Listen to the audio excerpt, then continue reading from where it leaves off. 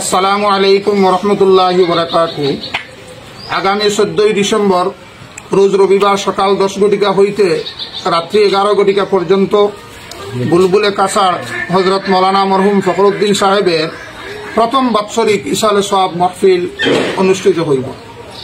উক্ত মাহফিলে বরাক উপত্যকার পীর মাশাইখগণ ও উলামায়ে কেরামগণ, বুদ্ধিজীবী ও প্রশাসনিক ব্যক্তিবর্গ উপস্থিত থাকিয়া ওয়াজ ফরমাইবেন। আপনারা উক্ত মাহফিলে উপস্থিত থাকিয়া দিন ও আখিরাতের অশেষ সওয়াব হাসিল করুন। তাই আজকের এই সভাত পাতিয়া আমি এই মাহফিলের সভাপতি আলহাজ শাহ সুফি হযরত মাওলানা ফরিউদ্দিন সাহেবকে আমি অনুরোধ করিয়া বিশেষ কিছু কথা বলব। আসসালামু আলাইকুম।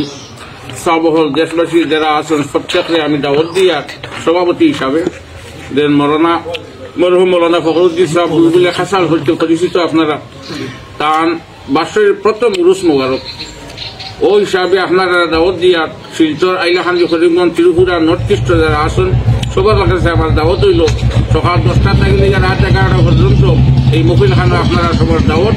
আমরা দেশ বিদেশের আলিমুল আছেন প্রত্যেকের চেষ্টা করবো মহফিল 10 মিনিট 5 মিনিট করে দিব। আমরা লাগে দোয়া করবো। আসসালামু আলাইকুম।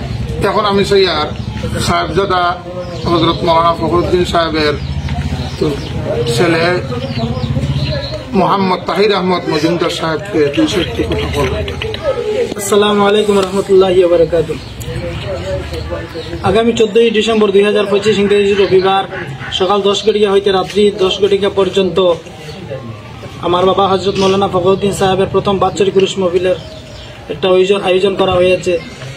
সেই উরুস মাহফিলের মধ্যে আপনারা দেশবাসীর কাছে আমি দাওয়াত পৌঁছাইয়ার যে আপনারা সবাই এই মাহফিলের মধ্যে তশরিফ আনবা। আসসালামু আলাইকুম। এখন আমি সৈয়ার হযরত মাওলানা মুদাসসির আহমদ সাহেবকে 200টি কথা বলবেন। আসসালামু আলাইকুম ওয়া রাহমাতুল্লাহি ওয়া বারাকাতুহু।